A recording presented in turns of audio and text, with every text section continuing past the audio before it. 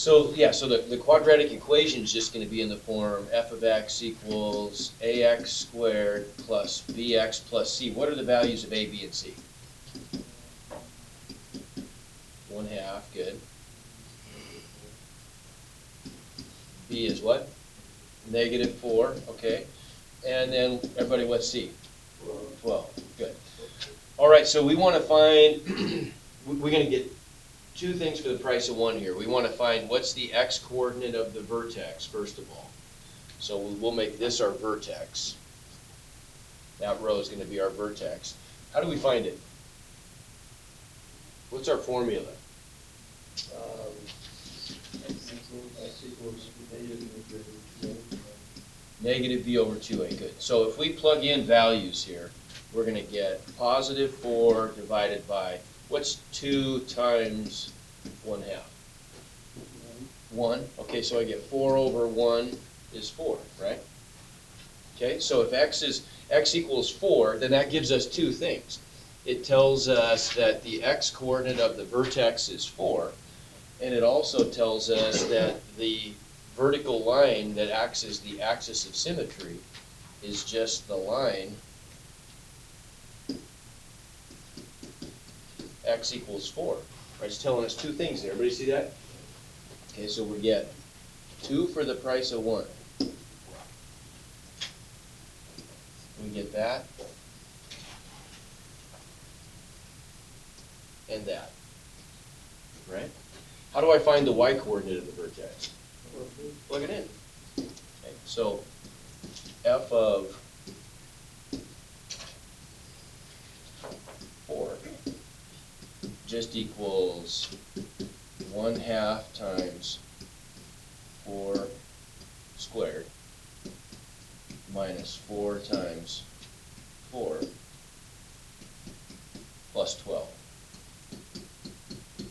So what's that going to give me? 4 squared is times 1/2, 8. 4 times 4 is 16 plus 12, so I'm getting 20 minus 16, what's that? Okay, so then, right, we know that the coordinates of the vertex are over 4 and up 4, so there it is. Now what? We got to just pick some points, don't we? Right?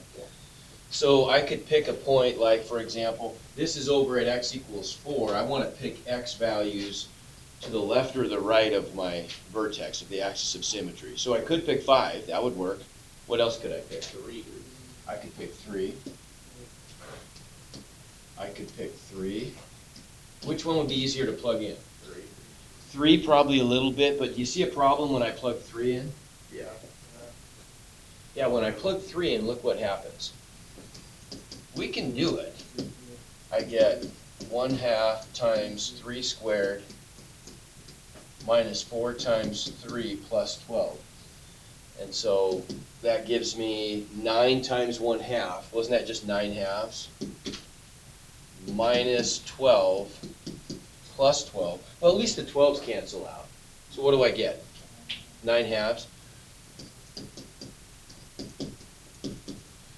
So f of 3 is 9 halves. That's not very convenient though, is it? When I graph over 3 and up 9 halves, that's 4 1/2, so I'm going up to like right there. Not super convenient. So what maybe could I do instead? Let's pick 2. Aha, if I pick 2, that's a good point, isn't it? When I pick 2 for x, look what happens. When I plug that in, f of 2 is 1/2 times 2 squared minus 4 times 2 plus 12. And that works better because 2 squared is 4. And when I multiply 4 times 1/2, I don't get a fraction, right? So I end up with f of 2 equals 1/2 times 4 is 2 minus 8 plus 12. Well, 2 plus 12 is 14 minus 8. 6. Okay, good. So we get the point. 2, 6. So over 2, up 6. Right there. Now that's a little better, isn't it? When I reflect these over the y-axis, that's a more convenient point to use. This guy right here is just a little tougher to graph.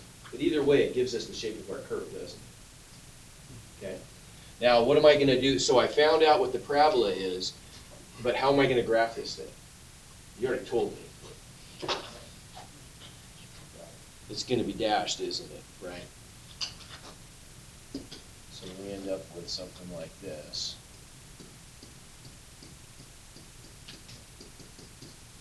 And I'm just shading above. So that's going to look a little strange.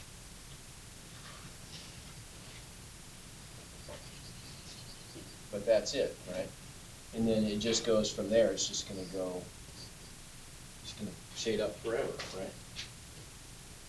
It's a weird looking region, but it is what it is.